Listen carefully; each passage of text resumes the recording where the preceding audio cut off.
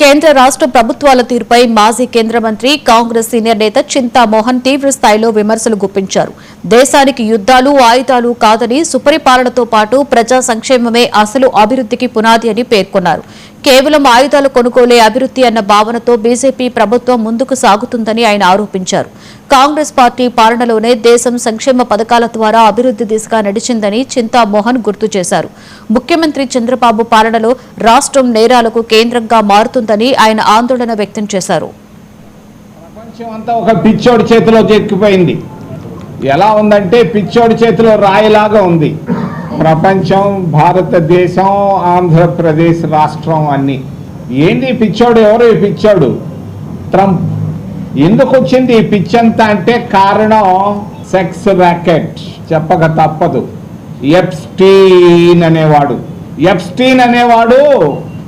పెద్ద పెద్ద దేశాధినేతలకి, ప్రపంచంలో ఉన్న పెద్ద పెద్ద పెట్టుబడిదారులకు ముండలను సప్లై చేసేవాడు. తెలుగు భాషలో చెప్పాలంటే వాడి దగ్గర అర్ధనగ్నంగా దొరికిపోయారు దేశాధినేతలు. ఆ ఫోటోలు ఉన్నాయి. ఎవరి దగ్గర? ఇరాన్ దేశంలో ఉన్నట్టుగా అనుమానం. అందుకే ఈ బాంబులు. ప్రపంచం ఒక సెక్స్ ర్యాకెట్లో చేరిపోయి సంక్షోభంలో పడిపోయింది. మరి దేశ పరిస్థితులు, మోడీ ఎన్డీఏ ప్రభుత్వం ఏం చేస్తూ ఉంది?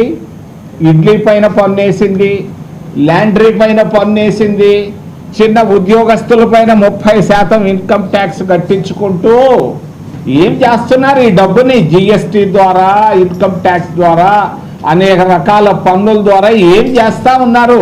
కేంద్ర ప్రభుత్వం, ఎన్డీఏ ప్రభుత్వం యుద్ధ విమానాలు కొనుక్కుంటున్నారు. దరిద్రం, దేశానికి పట్టిన దరిద్రం. యుద్ధం అవసరం ఏముంది? శాంతి మార్గంలో పోలేరా?